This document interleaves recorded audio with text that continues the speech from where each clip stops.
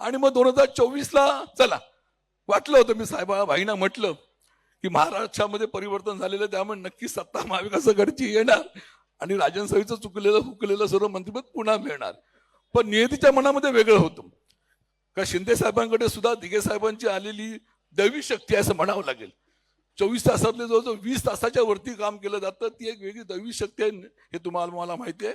आणि म्हणून 2024 सालच्या निवडणुकीमध्ये सुद्धा आम्ही पराभूत झालो, पराभव आम्ही मान्य केला. परंतु 2006चा पराभव तो झाला, 2024चा पराभव हा माझ्या कुटुंबाला आणि माझ्या पदाधिकाऱ्यांच्या जिव्हारी लागला. निवडणुकीमध्ये हारजीत होत असते, परंतु त्यावेळेला त्या निवडणुकीच्या ह्याच्यामध्ये शिवसेने ज्यांना आम्ही मोठं केलं, सिंधुदुर्ग जिल्ह्यामध्ये विनायक राऊतना आम्हा सर्व मंडळींनी मतदान करून एकदा दोनदा खासदार बनवलं. त्याच विनायक राऊतनी त्या निवडणुकीमध्ये त्यांच्या जिल्हा प्रमुखांनी विलास साळकीचे पदाधिकाऱ्यांनी त्यावेळेला आमच्या भैयाचं काम केलं. भैयाचं कबूल करेल, जाहीरपणे करणार नाही कसं कबूल ते आपण सांगा.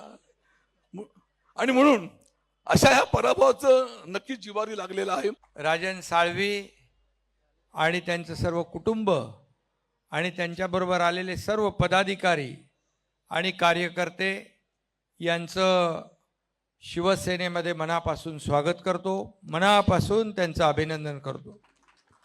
खऱ्या अर्थाने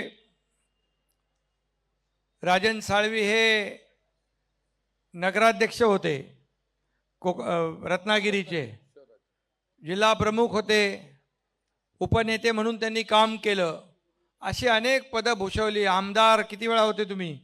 3 वेळा. आता पण आमदार झाले असते. एक किरण सारखा मला आणि उदय सामंत सांगत होते त्यांना बोलवा आणि तिकीट द्या. म्हणजे बघा, स्वतः किरणला आमदार होण्याची संधी असताना किरण सामंत स्वतः राजन साळवींना तिकीट देण्यासाठी आग्रह धरत होते. पण ठीक आहे, काही गोष्टी योगायोग लागतो आणि आज तो योग आलाय. खरं म्हणजे शिवसेना आपली जी कार्यकर्त्यांची आहे, ह्या बाळासाहेबांच्या विचारांची शिवसेना आहे आणि खऱ्या अर्थाने बाळासाहेबांच्या विचारांची शिवसेना आपण पुढे नेतोय. धर्मवीर आनंदगे साहेबांची शिवसेना पुढे नेतोय. अनेक लोक शिवसेनेमध्ये येत आहे. उदय सामंत आणि किरण सामंत यांचंही अभिनंदन केलं पाहिजे. त्यांनी मला सांगितलं, पक्ष मोठा होत असेल, पक्ष संघटना मोठी होत असेल तर प्रत्येकाला आपण आपल्या पक्षामध्ये सामील करून घेतलं पाहिजे. पक्ष मोठा झाला, पक्ष वाढला तरच आमची किंमत आहे.